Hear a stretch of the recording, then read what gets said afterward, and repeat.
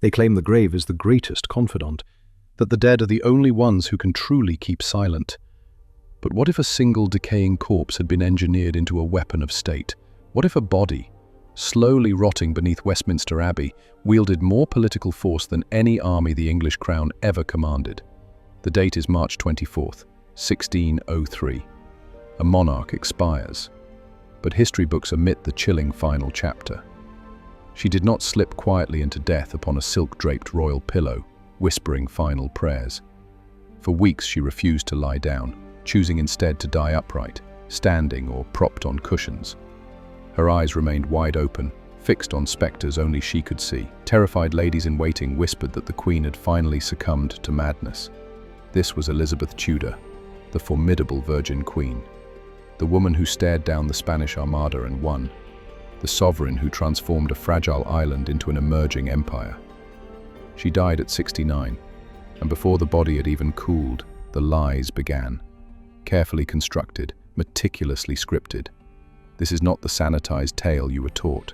This is the truth they sealed in lead for 4 centuries, a truth so volatile that revealing it would tear at the very foundations of the modern British monarchy. Let us examine those final days inside that chamber. Richmond Palace reeked of mortality long before Elizabeth drew her last breath. It wasn't the sterile scent of sickness. It was something else entirely, something putrid, something rotting. Servants scrubbed the stone floors with oils of rosemary and lavender. Incense burned in such quantities that the hallways choked with smoke. Nothing worked. The stench seeped from the Queen's private rooms like a living, festering entity. Inside, Elizabeth was a spectre in her own failing body. Picture it. The woman who once commanded a kingdom with a single glance, now forced upright by stacked pillows, her legs utterly surrendered. Her legendary face, the face immortalized in portraits, was coated in a poisonous white paste so thick it cracked when she tried to speak. We will peel back that particular horror soon. You are not yet ready. Her chief lady-in-waiting, Catherine Howard, later confessed to her sister, in a letter immediately burned, "Her Majesty's mind has entirely fled." Elizabeth spoke to her father, Henry VIII, dead half a century.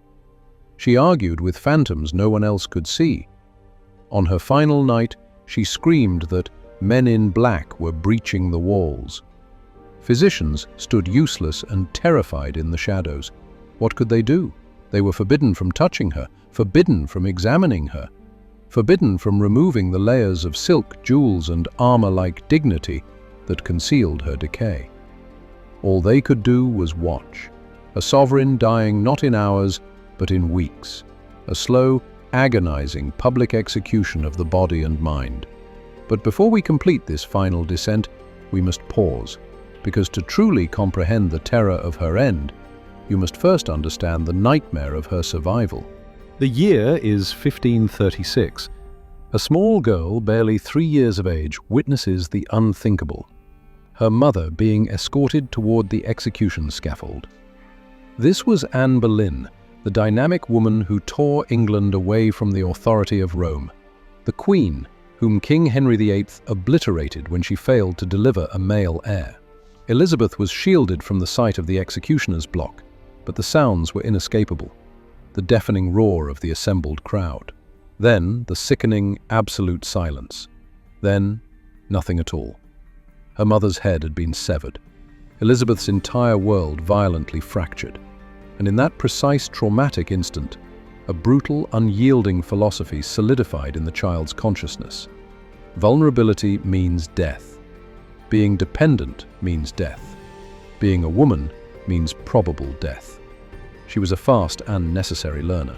Life at the court of Henry VIII was less a magnificent palace and more a royal abattoir. Wives were disposable, heads were shed, and the king's temper could shift drastically between the morning meal and the afternoon hunt, guaranteeing a death sentence before sunset. Elizabeth absorbed every grim detail, silent and observant. She saw Anne of Cleves, rejected, yet wise enough to accept the terms and survive. She saw Catherine Howard, too immature, too reckless, executed at the age of 21. She saw Catherine Parr, cautious, hyper-strategic, who survived by mastering the art of invisibility. The conclusions were stark and undeniable. Evolve or perish, obey or perish. A single misstep meant certain obliteration. And Elizabeth proved brilliant at mastering those rules. When they legally stripped her of her royal title, when she was publicly branded a bastard, and when she was summarily banished from court, she responded with composure. She simply smiled, executed a perfect courtly curtsy, and thanked them for their supposed mercy. Internally, however, she was meticulously cataloguing every transgression, noting who had actively betrayed her, who remained silent, and most importantly, identifying who might be useful to her later. As her father continued his grotesque cycle of marriage, annulment, and execution, each new wife served as a chilling reminder of the utter disposability of women. Elizabeth reacted by retreating into intellectual armor. She immersed herself in Latin, Greek, foreign languages, and philosophy, driving herself to become so irreplaceable intellectually that, perhaps, just perhaps, they would momentarily forget her fatal flaw, being female. When her younger brother, Edward VI, inherited the throne at the age of 9, ushering in an era where Protestant zealots burned Catholics, Elizabeth remained perfectly silent. She attended the required Protestant services, read her scripture, and gave her accusers absolutely nothing to build a case upon. The true test, the true psychological horror, arrived when her devout Catholic sister, Queen Mary I, seized power. When Mary began her infamous campaign of burning Protestants across the nation, when the fires at Smithfield consumed hundreds of screaming souls, Elizabeth was suddenly arrested and confined to the Tower of London. She was locked in the same unforgiving chambers where her own mother had awaited the executioner. In 1554, the Tower was not merely a holding facility, it was the antechamber to death. Elizabeth understood this profound terror. Every rough stone in her cell was a witness to someone's final moments. The walls still bore the desperate, etched scratches of previous prisoners, their names, their prayers, their final, hopeless thoughts. She was kept there for 2 months. 2 months of relentless, quiet interrogation. 2 months of never knowing if the knock on the door meant release or the journey to the scaffold. Queen Mary desperately wanted her dead. The evidence was flimsy, a few intercepted letters, suspicious associations with Protestant insurgents. But in Tudor England, flimsy evidence was all that was needed if the monarch desired blood. So, how did Elizabeth survive? Part of it was luck, and part was her meticulous caution. Her answers were so guarded and precise that prosecutors could not assemble a solid, treasonable case. But the largest factor was a crucial, cold-blooded decision. She made herself indispensable. She subtly maneuvered Mary into believing that her execution would ignite a massive, unsolvable rebellion, that keeping her alive would be the lesser political evil. She achieved this by becoming whatever was required. Catholic when Mary was looking, frail and gravely ill, whether from genuine stress or calculation, when interrogations grew too severe, and always utterly humble, obedient, and completely devoid of threat. It was a flawless performance of submission, every word meticulously calculated, every tear timed perfectly. And it worked. But here is the aspect history rarely explores: the profound, destructive impact that process had on the person, living every single day knowing that one single, genuine emotion, one slip of the tongue, could result in your violent death. What does that do to the human psyche? It slowly, invisibly, breaks you completely. Elizabeth emerged from the Tower in 1555, but the resilient girl who entered was gone. She was replaced by the woman who emerged, harder, colder, and utterly controlled. She had mastered the ultimate, terrifying lesson. Survival required never, ever revealing your true self. That single principle would define her entire, glorious reign, and eventually, it would also destroy her. In 1558, Mary died, childless and generally despised. Suddenly, miraculously, Elizabeth found herself queen. She was only 25 years old. She had survived a murdered mother, a tyrannical father, a sickly brother, and a sister who wanted her dead. She had spent her entire existence one single mistake away from the axe, and now she was the single most powerful figure in all of England. The coronation was a spectacle of magnificence. Elizabeth rode through London in cloth of gold, the crowds erupting in ecstatic cheers.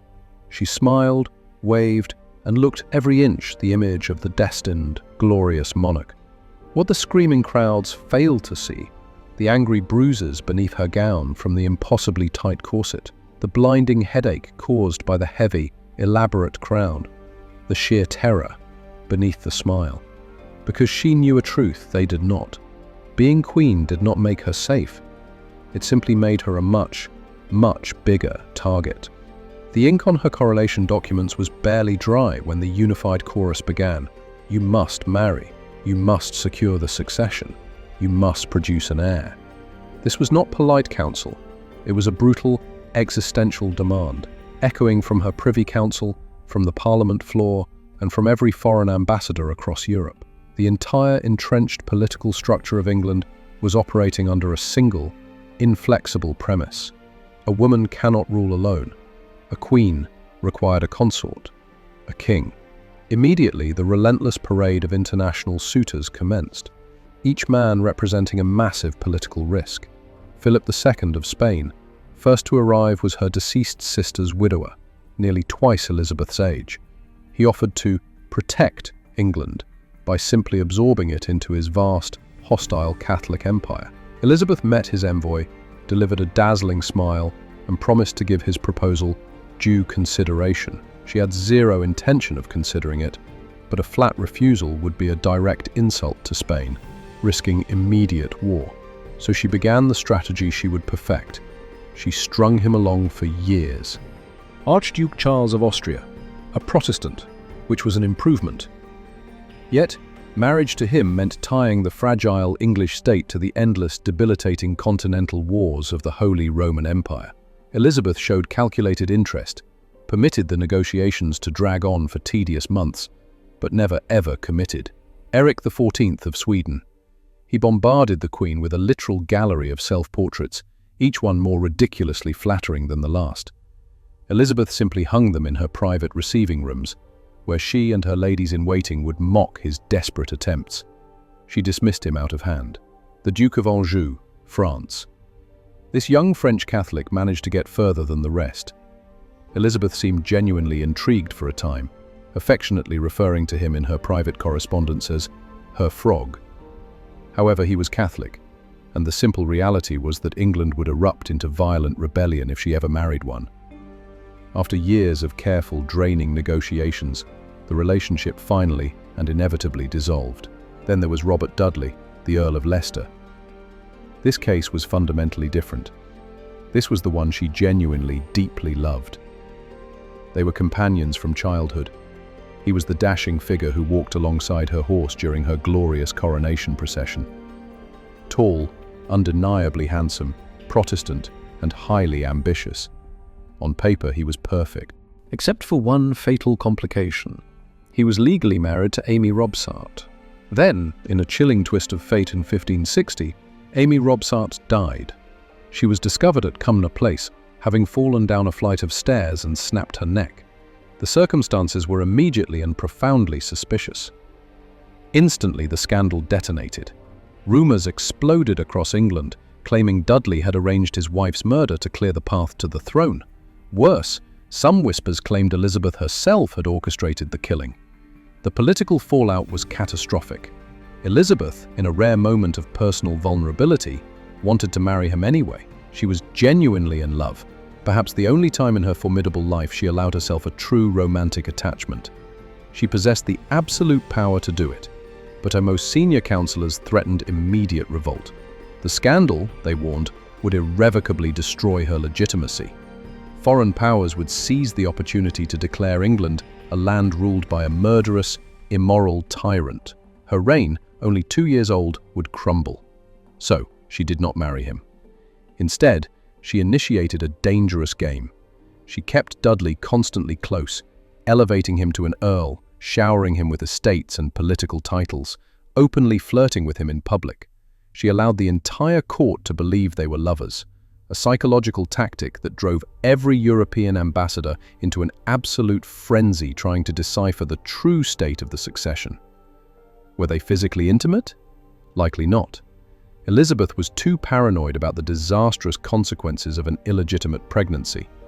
A single bastard child and her fragile reign would have been instantly overthrown. But emotionally, she was closer to Dudley than she ever was to any other living soul, and here is where the story darkens. Years later, as Dudley lay dying, he penned one final letter to his queen. That letter was discovered among her most private personal papers after her own death, secured with a silk ribbon, and heartbreakingly marked in her own handwriting, his last letter. In that final testament, he alluded to the secret that had bound them together in sorrow rather than joy. What exactly was this binding secret? The letter never clarifies, but when this fragment is combined with the evidence, her absolute refusal to marry anyone else, her utter lack of children, and the mysterious, debilitating illnesses that plagued her entire reign, a profoundly unsettling historical picture begins to form. What if Elizabeth's status as the Virgin Queen was not a political maneuver, but an absolute, biological necessity? What if the woman who commanded England was physically incapable of bearing children, a medical reality that, if exposed, would have instantly demolished the legitimacy of her entire dynasty? The evidence supporting this dark possibility is circumstantial, yet profoundly unsettling. Foreign ambassadors were paid to be meticulous spies. Their detailed reports on potential royal partners were crucial.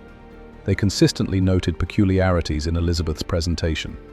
Her surprisingly manly vocal register, her unusual height, and a physical strength unexpected in a woman of her era. One Spanish envoy's cryptic report stated only that, "Her Majesty's form is not as other women's." He was immediately recalled before he could possibly elaborate. The Venetian ambassador described her voice as very loud, and her demeanor as more the bearing of a soldier than a lady. These were not intended as insults, but as genuinely confused observations. Elizabeth simply did not conform to the expected template of a 16th century woman. Then came the medical crises. In 1566, Elizabeth succumbed to a severe, debilitating illness. Intense fever, drenching sweats, and pain so agonizing she could not stand. Convinced she was dying, she nearly named Robert Dudley as Lord Protector. Her doctors were finally, urgently granted the near sacrilegious right to examine her, a physical violation of her body that was otherwise strictly forbidden. The details of their findings were never, ever committed to the official record. But one physician, Dr. Hewick, emerged from the Queen's chambers, looking, according to a courtier's hushed diary entry, pale and deeply troubled, as if he had witnessed something that shattered his core belief. He refused to discuss the discovery, even with his trusted colleagues. Within a year, he was dead. The official cause, sudden fever, a highly convenient end. 2 years later, in 1568, another incident occurred. Elizabeth violently collapsed during a council meeting. When her private ladies rushed her to her chambers and urgently loosened her restrictive clothing, one of the attendants instantly fainted. The others immediately cleared the entire room. No single explanation was ever provided. What precisely did they witness? Modern medical historians have quietly put forth a chilling possibility: that Elizabeth may have suffered from androgen insensitivity syndrome, AIS. This is a condition where an individual possesses XY chromosomes but appears outwardly female because the body cannot process testosterone. People with AIS are typically taller, have a deeper voice, minimal body hair, and crucially, lack functional female reproductive organs. Externally, they appear perfectly female, but they cannot menstruate or conceive. This diagnosis would provide a devastatingly clean explanation for every mystery: the lifelong inability to marry, the total absence of children, the fact that several sources vaguely hint that Elizabeth did not experience monthly cycles like other women, and the masculine physical traits noted by foreign observers. It would explain the secret that terrified her personal physician to the point of silence. Other possibilities, such as Swyer syndrome or various intersex conditions, have been suggested, all rendering pregnancy impossible, while maintaining the necessary facade of femininity. But we can never definitively know, because the one piece of physical evidence that could unlock this 4-century-old political secret, her skeleton, remains deliberately sealed within Westminster Abbey. The British royal establishment has for centuries refused every single request from historians and scientists to examine her remains. In 1952, during Elizabeth II's coronation, a movement to examine Elizabeth I's remains was denied. In 1975, when new non-invasive scanning technology became available, the petition was denied again. In 2003, on the 400th anniversary of her death, a formal petition signed by multiple universities was once again denied. For over 400 years, the truth has been locked away. They say the dead keep secrets better than the living, but in this case, the living establishment is doing everything in its power to ensure this particular corpse never, ever speaks. The question remains, why? What truth is so combustible that it must be protected at all costs? The standard explanation offered is always piety and respect for the dead, yet the British establishment has repeatedly permitted the examination of other royal remains. Richard III, for instance, was exhumed in 2012, and his skeleton was subjected to intensive study, CT scanned, DNA tested, and analyzed in every possible detail. Other tombs from the Tudor era have been investigated. Henry VI's tomb has been opened. Catherine of Aragon's remains were examined. Even much older medieval monarchs have been studied and documented. So why the unbreakable seal on Elizabeth I? What is fundamentally different about her corpse? The horrifying answer appears obvious. Whatever evidence lies preserved within that lead-lined coffin does not match the legend, and the meticulously crafted, powerful legend of the Virgin Queen is simply too politically valuable to risk.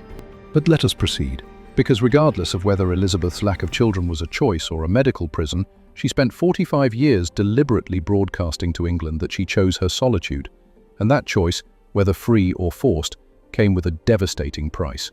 Let us discuss the poison. Elizabeth's iconic signature, the starkly ghostly white skin, the vibrant red lips, the blazing red hair, is immortalized in hundreds of surviving portraits. Every painting captures the same flawless porcelain facade, a look achieved through a daily ritual that was, without exaggeration, slowly killing her. The ghostly foundation she wore was known across Europe as Venetian ceruse. The recipe was deceptively simple and utterly lethal. White lead powder mixed with vinegar. In some formulations, arsenic was shockingly added to ensure the paste adhered better to the skin.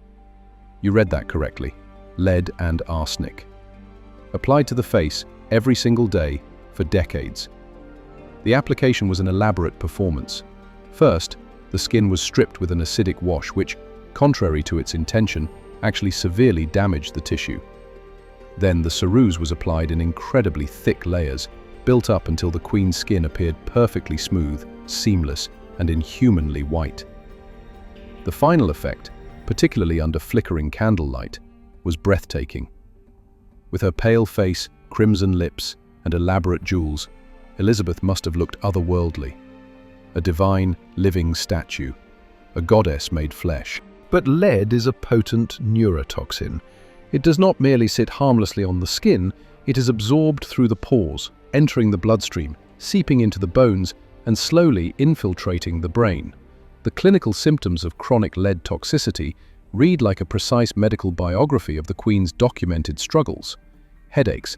She suffered from severe recurring migraines throughout her entire adult life, often so debilitating she was forced to cancel vital public appearances. Abdominal pain. Her ladies frequently reported that she was unable to eat due to paralyzing stomach cramps. Joint pain and muscle weakness. By her 40s, Elizabeth struggled profoundly with stairs. By her 50s, she required physical assistance to stand up after sitting for long periods. Mood swings and volatility. Elizabeth's infamous temper was legendary.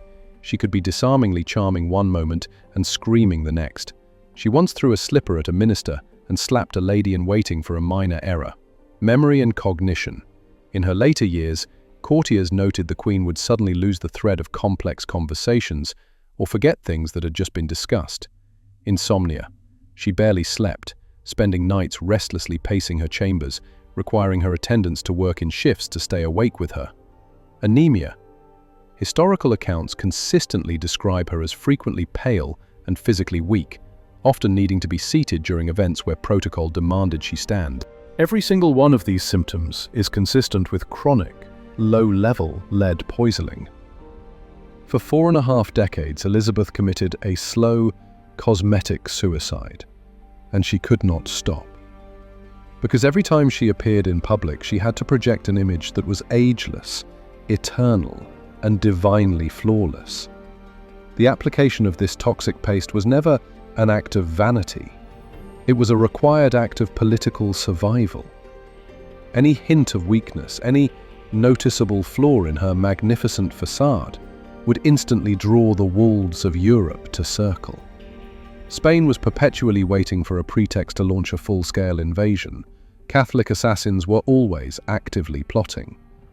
Her own council members were constantly assessing whether a different monarch might better serve their ambition. Elizabeth's entire, precarious power structure rested solely on the illusion of her absolute, untouchable invincibility. Therefore, every single morning, her ladies applied the poison, layer upon layer, until her face became an impermeable white shield. The lead saturated her skin so profoundly that even when the residual makeup was scrubbed off at night, a ghostly white trace remained permanently embedded in every pore. And underneath this toxic shield, the biological decay was relentless. Year after year, the damage escalated. By her 40s, her skin was perpetually dry and peeling. The lead had obliterated her natural moisture barrier. Her attendants were forced to apply progressively thicker layers of ceruse to camouflage the damage. By her 50s, small open sores began to appear, quickly enlarging. The lead was, quite literally, corroding her flesh. They would heap extra makeup onto these wounds, which tragically worsened the infection, necessitating yet more makeup. A relentless, agonizing feedback loop. By her 60s, according to one lady's secret, later recorded testimony, Elizabeth had developed specific patches of blackened flesh on her neck and face that would often weep a yellowish fluid and adamantly refused to heal. This was necrosis, tissue death resulting from decades of systemic lead exposure. Yet in public, she remained the image of perfection, radiant, eternally young, and untouchable. Gloriana, the fairy queen. The portraits from her later years serve as haunting evidence. They become increasingly stylized, almost impossibly unrealistic. The famous rainbow portrait from around 1600 depicts Elizabeth as a vibrant young woman, though she was then approaching 70. There are no wrinkles, the skin is impossibly flawless. It is not a portrait of a person, it is a carefully engineered icon, a political symbol. Because the real Elizabeth, the woman beneath the layers of lethal paint, was actively and horrifyingly disintegrating. The lead mask was only one half of the Queen's daily torture. The corset was the other. Elizabethan court fashion demanded a painfully specific silhouette, an unnaturally tiny waist, a flattened chest, and a rigid, triangular torso. To achieve this, women wore corsets reinforced with unforgiving materials like whalebone, wood, or steel, laced so tightly that breathing became a shallow, conscious effort. Elizabeth wore hers tighter than any noblewoman had to. During state functions, she was required to stand motionless for hours without the slightest sign of fatigue. The corset was the rigid frame that held her upright when her own poisoned body was ready to collapse. It was a structural cage, a physical prison that provided the necessary support for a political building that was rapidly crumbling from within. A standard, properly laced Elizabethan corset reduced the waist by 4 to 6 inches. Elizabeth's attendants reported lacing hers even more aggressively, resulting in 6 to 8 inches of physical compression every single day for 45 years. What does this kind of sustained pressure do to the human frame? The ribs are forcefully bent inward and over time become permanently deformed. The lungs can never fully inflate, meaning breathing remains shallow and inefficient. She was constantly struggling for adequate air. Her liver was compressed and displaced. Her intestines were violently squashed, making digestion an agonizing process as there was nowhere for the stomach to expand. Whether standing or sitting, she was trapped in perpetual, agonizing discomfort. Autopsy reports from other noble women of the era confirm the physical carnage: cracked and fractured ribs, severely indented livers, lungs with reduced capacity, and spinal deformities from the constant, unnatural posture. Elizabeth's ladies secretly testified that when they finally had to cut the corset off her dead body, her torso was covered in deep, permanent grooves. Indentations so profound that the exact outline of the corset's whalebone structure was imprinted in her flesh, like a fossilized image of her lifelong suffering. Envision the reality. Your clothing leaves permanent physical scars on your own body. Picture maintaining that unbearable level of constant, rigid compression for 4 entire decades. Yet, Elizabeth could not abandon the corset. Without it, the illusion would shatter. She would appear weak, soft, merely human, and she was perpetually required to project the image of the superhuman. Every public appearance was a grueling endurance trial, standing for hours in the agonizing corset, breathing shallowly, enduring persistent internal pain, yet displaying a perfect, unwavering smile. If she allowed the slightest flicker of discomfort or weakness, it would be included in every ambassador's diplomatic report by nightfall. Spain would know, France would know, the Vatican would know, and they would all begin the cold, hard calculation of how much longer the Queen of England could possibly last. Therefore she stood, she smiled, and she slowly and deliberately destroyed her physical body to preserve her crown. The 1570s and 1580s brought a renewed existential pressure that intensified Elizabeth's suffering. Mary, Queen of Scots, arrived in England in 1568, having fled a massive rebellion in her own kingdom. Mary was Elizabeth's first cousin. She was staunchly Catholic. She was famously beautiful. She was undeniably fertile and had already produced a male heir, something Elizabeth could not or would not do. Crucially, in the eyes of Catholic Europe, Mary was the true legitimate Queen of England, as Elizabeth was deemed the bastard daughter of Henry VIII's illegal second marriage. Mary was a political walking time bomb. Her mere existence provided every Catholic plotter in England with an anointed figurehead to rally behind. Every single significant assassination attempt against Elizabeth had Mary Stuart at its strategic core.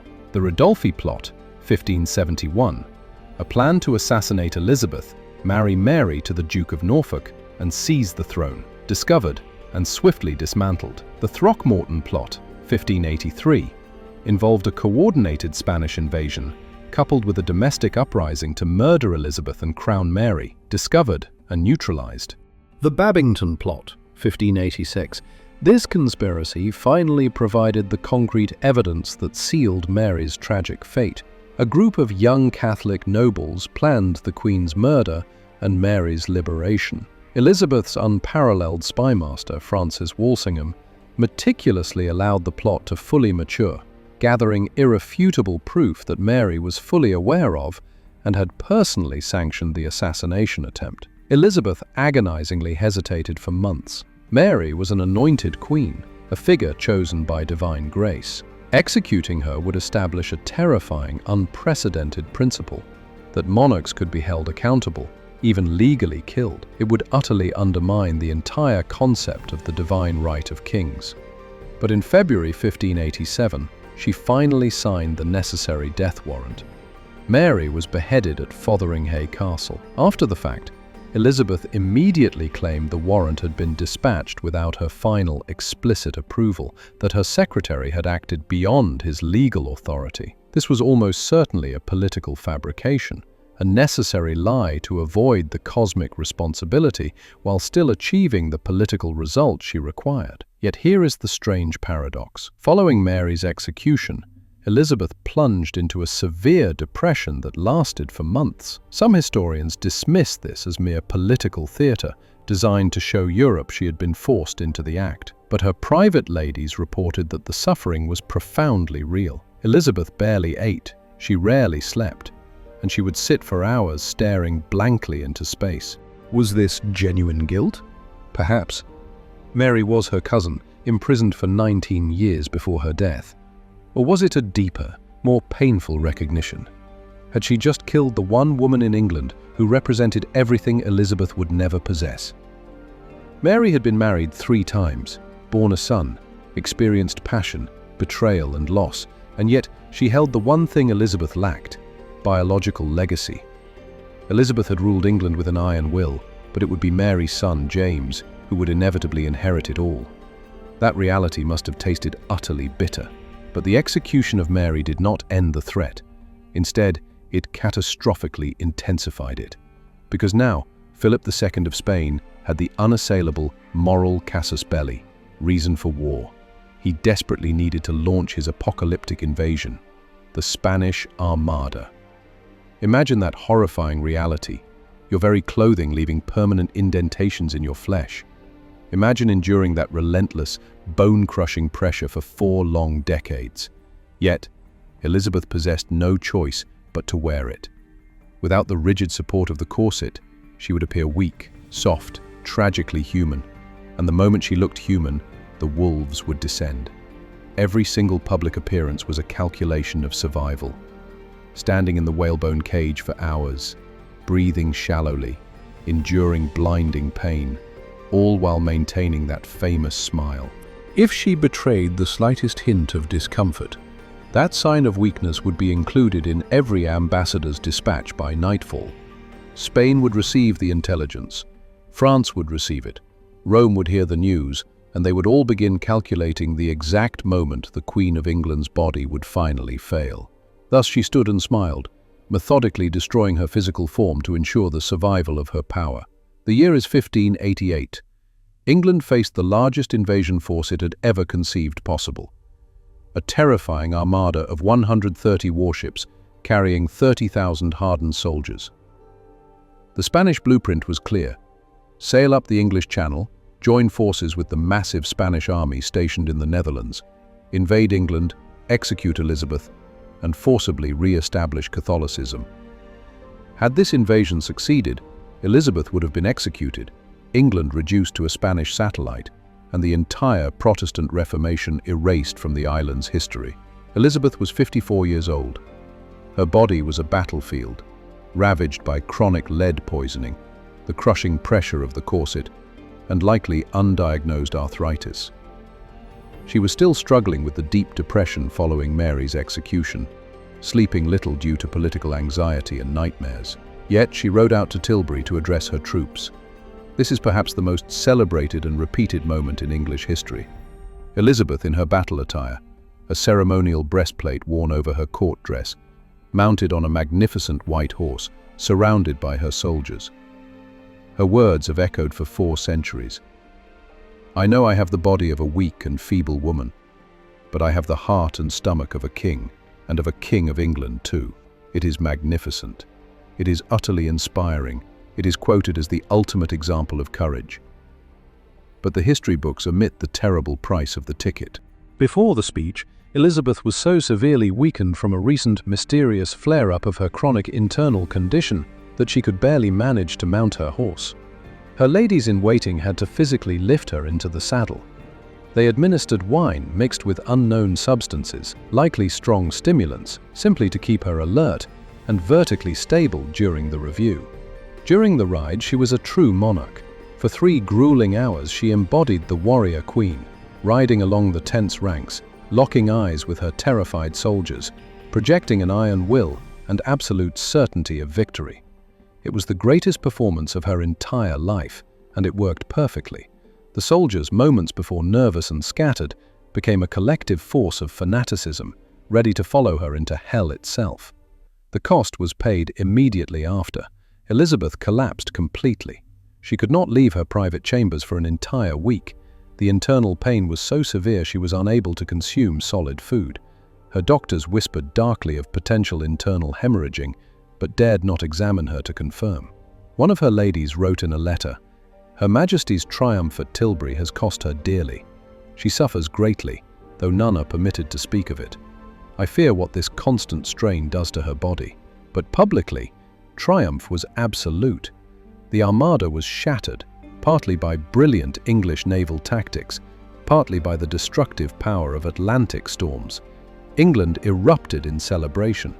Elizabeth became Gloriana, the immortal queen, the unwavering Protestant champion.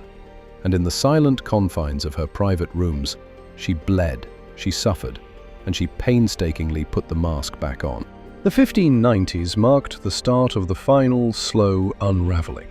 Robert Dudley died in 1588, mere weeks after the Armada's defeat, likely from fever and a chronic stomach illness, possibly cancer. He was only 55. Elizabeth had loved him for 3 decades. The grief was total. She locked herself in her rooms, refusing food, refusing to see anyone. Her most powerful counselors had to threaten to break down her door before she finally emerged. She kept his last letter in a velvet pouch around her neck for the rest of her life, treasured every gift, and permanently forbade anyone from uttering a single ill word about him in her presence. The emotional void was real. The only man she had ever truly loved was gone, and she was left utterly, politically alone. She desperately attempted to fill the immense void with a new favorite, Robert Devereux, the young Earl of Essex, Dudley's stepson, 2 decades her junior, handsome, magnetic, and catastrophically reckless. Elizabeth was utterly captivated by him. She showered Robert Devereux, the Earl of Essex, with military commands, openly forgave his monumental blunders, and defended him against all his critics. Her affection took on an almost maternal, doting quality, and Essex in return exploited this devotion mercilessly. He was cripplingly arrogant, convinced that his personal charm made him politically indispensable. When Elizabeth dispatched him to Ireland to quell a massive rebellion, he failed miserably, negotiated a truce without authorization, and then, in an act of staggering defiance, rushed back to England without official permission. He burst into Elizabeth's private chambers one early morning, unannounced, uninvited, and unauthorized. Elizabeth was still in her nightgown. Her wig was off. Her makeup was absent. For the first time in decades, a man saw the Queen's real face. Essex immediately froze. Accounts differ on the specific, horrifying details of what he witnessed, but all sources agree his shock was absolute. He stammered a frantic apology and backed out. Elizabeth's unforgiveness was not for the political failures. It was for the crime of seeing her without the mask. In 1601, Essex attempted a desperate, pathetic coup, marching armed supporters toward the palace. It instantly collapsed, but the act was indisputable treason. Elizabeth signed his execution warrant. According to her horrified ladies, her hand was shaking and she was weeping while affixing her name, but she signed it. Essex was beheaded on February 25, 1601, at the age of 34. Following his death, Elizabeth was never the same commanding force. The debilitating depression that had perpetually stalked her finally consumed her entirely. She abandoned all care for public appearances, ceased eating regular meals, and barely slept. Her exhausted counselors begged her to name an heir. She steadfastly refused. Perhaps it was superstition. Naming a successor felt like issuing an open invitation to death. Perhaps it was political strategy. The moment she named an heir, that person would instantly become the sole focus of every political plot, rendering her irrelevant. Or perhaps she had simply ceased to care. The physical decay became a violent, accelerated process in her final years. By 1600, most of her teeth were gone, rotted away by decades of cumulative lead poisoning and compulsive sugar consumption. Her breath became notoriously foul. To maintain the structural shape of her face in public, she resorted to stuffing her cheeks with cloth, making both speaking and eating agonizing. Her hair was almost entirely lost, ravaged by the lead, the stress and age. She wore increasingly towering, elaborate wigs, some piled 2 feet high and laden with jewels. They caused debilitating headaches, but the illusion of youth was non-negotiable. Her hands suffered from constant visible tremors that made writing difficult, a symptom of extreme lead poisoning, or perhaps early Parkinson's disease, or simply the accumulated damage of 70 years of relentless survival. Her eyesight failed. She could barely read without spectacles, which she absolutely refused to wear in public. And then there was the smell. Multiple historical sources from her final years mention it, always with careful, terrified euphemisms. The Queen requires much perfume in her chambers. Her Majesty's apartments must be well aired daily. But one lady-in-waiting's private letter, written years after Elizabeth's death, is explicit and horrifying. There was a corruption in Her Majesty's body that no perfume could disguise, a smell of sickness and decay that pervaded her rooms. We burned incense constantly, but it only masked the worst of it. What was the source? A tumor? An internal abscess caused by the corset's constant, unforgiving pressure. An infection that her immune system, poisoned by decades of lead, could no longer fight. We will never definitively know. But the final, terrifying truth is this. Something vital within Elizabeth Tudor was actively rotting while she was still alive. She knew. She must have known the source of the persistent stench, the relentless pain, and the accelerating decay within her own body. Yet she could not acknowledge the truth. She could not seek legitimate medical intervention because that would have been an open, political admission of fatal weakness. She chose to suffer in utter silence, the sickening smell of her own physical decomposition following her through the magnificent palace corridors. By late 1602, the courtiers were no longer whispering. They could openly see the end approaching. Elizabeth was visibly failing, thinner, weaker, and frequently confused. Her legendary explosive temper was replaced by strange, terrifying periods of silence, where she would sit motionless for hours. Foreign ambassadors frantically dispatched coded messages back to their kings. Prepare for transition. England's queen is dying. Yet, Elizabeth continued the performance. She maintained her public appearances with her spectral white mask, her towering red wig, and her elaborate gowns, fiercely insisting that all was well, until the moment she physically could not sustain the lie any longer. January 1603. Elizabeth is 69 years old.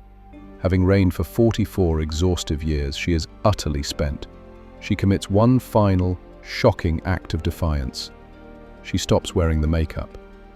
Her ladies were aghast. Without the toxic ceruse, the world would see the scars, the severe discoloration, and the irreversible damage. "I am past caring what they see," she reportedly told a shocked attendant. "Let them look." She ceased eating.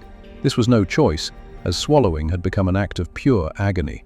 Her throat was swollen, her digestive system could tolerate nothing.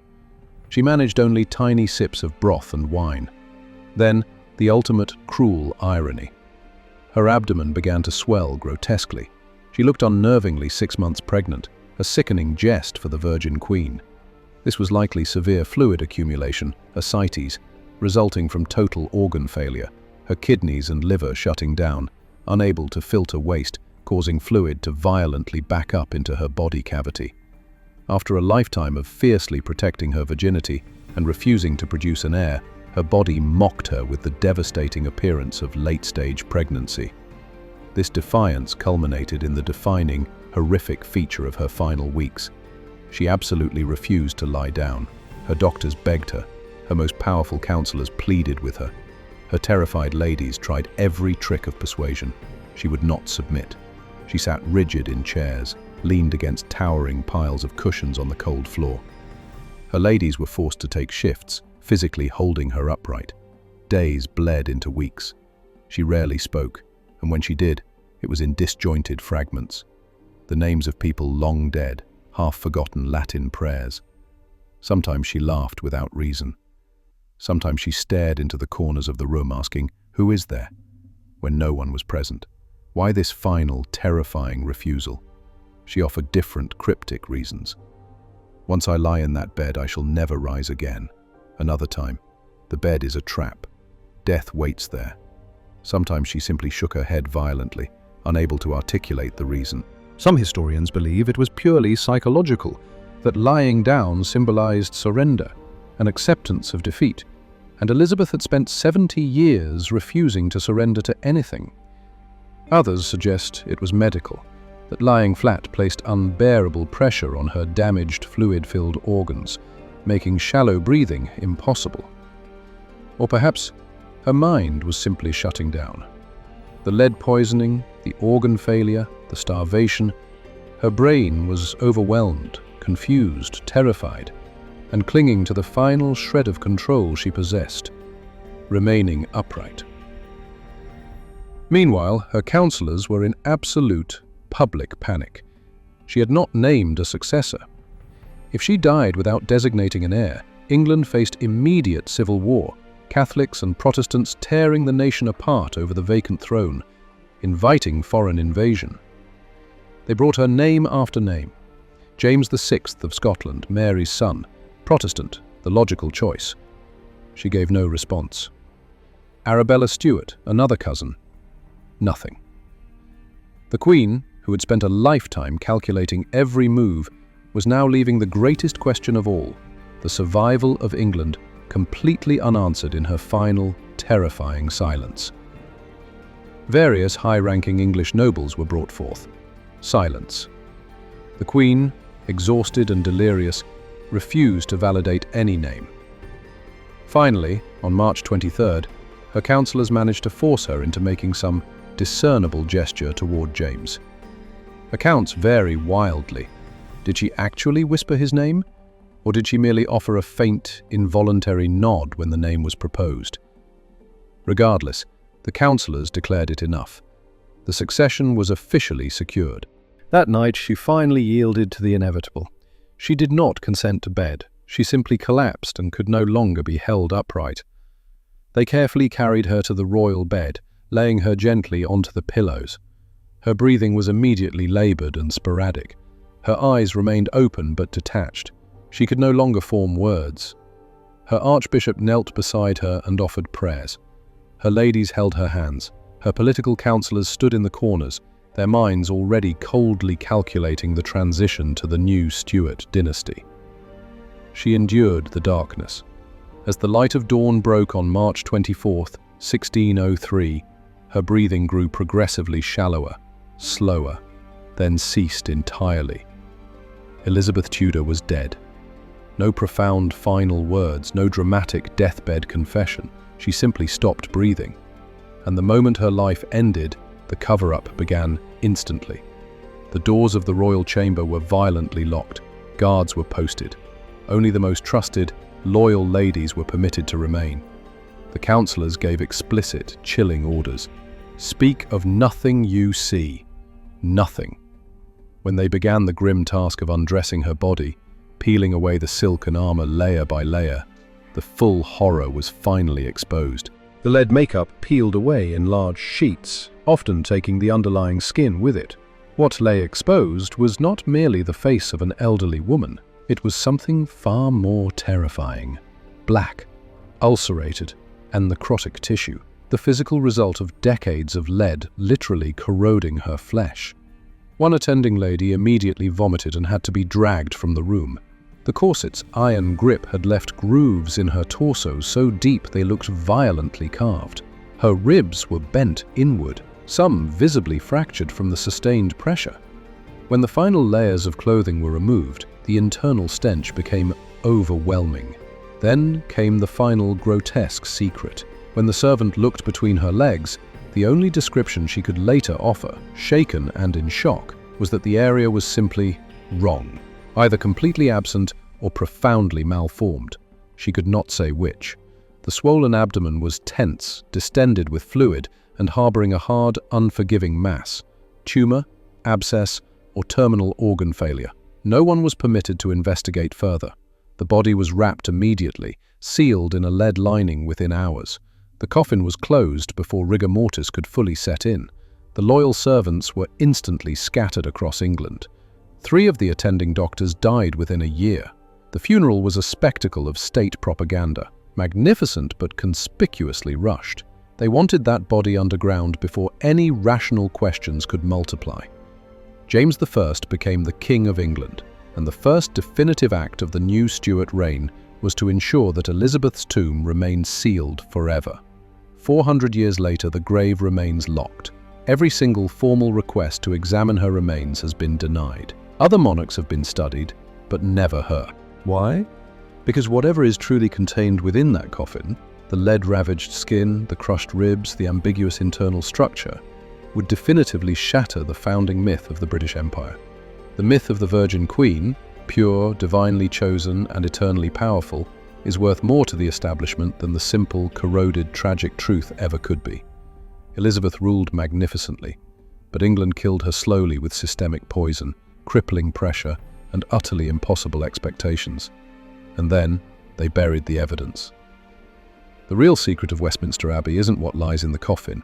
It is why we are still not allowed to look. Some truths are too dangerous to history. Some lies are too essential to the foundation of empires. Some bodies must remain silently buried so that the powerful can survive. The Virgin Queen is dead. The legend endures. How many legends in history were born from truth? And how many were built to bury it? Elizabeth Tudor's body has rested in silence for more than 4 centuries. But silence does not equal peace. Sometimes, silence is a prison.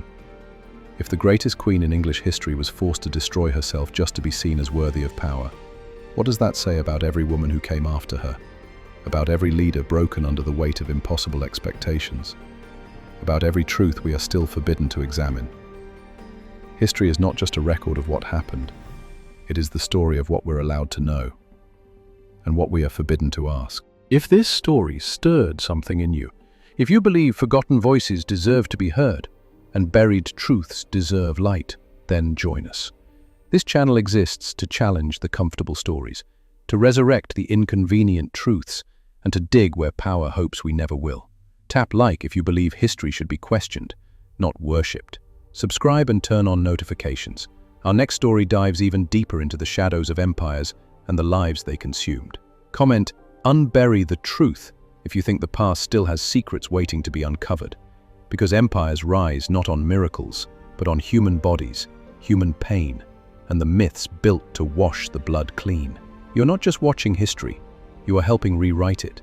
And together, we will make sure forgotten voices never stay silent again.